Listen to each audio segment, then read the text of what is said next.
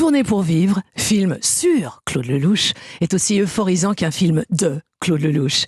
Il y est question de quête, de création, d'absolu, d'amour et de temps qui passe. Tourner pour vivre sort en salle mercredi et je reçois Claude Lelouch et Philippe Azoulay, son réalisateur.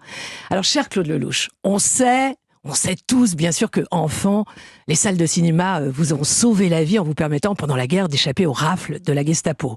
Mais ce que le public ignore, sans doute, peut-être en tout cas, c'est à quel point le scénario de votre enfance est sidérant. Après la débâcle de 40, votre père avait compris, avant beaucoup d'autres, que les Juifs en France seraient persécutés. Donc, en 41, il a emmené sa famille à l'abri à Alger.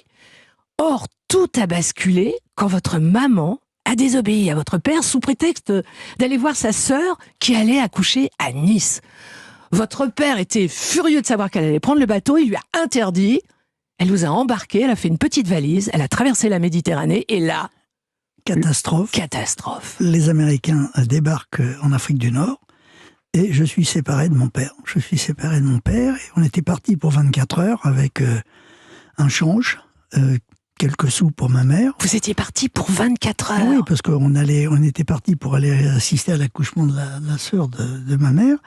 Et elle se retrouve comme ça, et d'un seul coup, on lui apprend que on ne peut plus retourner en Algérie. Voilà, plus aucune liaison, plus aucun bateau. Plus rien du tout. Et elle n'a plus un sou. Voilà, et elle n'a plus un sou. Et c'est la guerre. Et c'est la guerre. Et il faut se cacher. Et comme elle est un peu naïve, elle va dépenser et essayer de gagner un peu d'argent au casino de Monte-Carlo.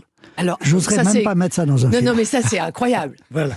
C'est-à-dire qu'elle va, le peu d'argent qui lui reste, elle va tout mettre sur la roulette au casino. Oui, parce que... En faisant des prières. Avec ce qu'on a, on a de quoi tenir 3 jours, et elle se dit, on va rester ici très longtemps, il faut que j'ai un peu plus d'argent. Donc, naïvement, elle va au casino de Monte-Carlo, et évidemment, elle perd tout.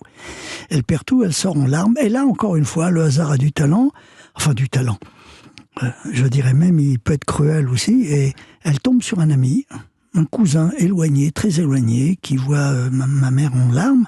Elle lui explique ce qui se passe, et il lui dit, écoute, moi j'ai des relations, j'ai un ami, un très bon ami à Paris, qui peut peut-être te trouver le moyen, en passant par le Portugal, de rejoindre l'Algérie. Va le voir de ma part, il s'appelle Mazoui, il est rue Lauriston à Paris. Rue Lauriston, mon Dieu. Voilà. Et nous, on ne savait pas ce que c'était que la rue Lauriston à l'époque. Et évidemment, on remonte sur Paris avec ma mère, on prend un train de nuit. Le lendemain, elle est rue Lauriston et elle va voir ce fameux Mazoui. Il s'appelle Mazoui, c'est un Belge. Et c'est un des grands patrons de la Gestapo. Mais alors, ça aussi, vous n'auriez pas osé le mettre dans un film. Mais j'oserais pas. Mais alors, ce cousin éloigné savait que le fameux Mazoui était un des grands chefs de la Gestapo, ou il l'ignorait? Non, on ne savait pas encore. On l'a su après la guerre. Donc, elle va voir cet homme en espérant que c'est un ami de notre ami et qui va nous rendre service. Et là, que lui dit-il? Et là, donc, ma mère, notre ami lui avait dit, tu lui racontes tout, tu lui dis tout, il va trouver une solution. Donc, elle raconte qu'elle est juive, qu'elle a un petit enfant juif à cacher. Et qu'elle veut retrouver son mari qui est à Alger. Voilà. Et donc, le fameux Mazoui lui dit, écoutez, dans 8 jours, je vous fais déposer à Alger avec un petit avion. Alors ma mère, elle comprend pas. Sur le moment, elle dit, qu'est-ce qui se passe?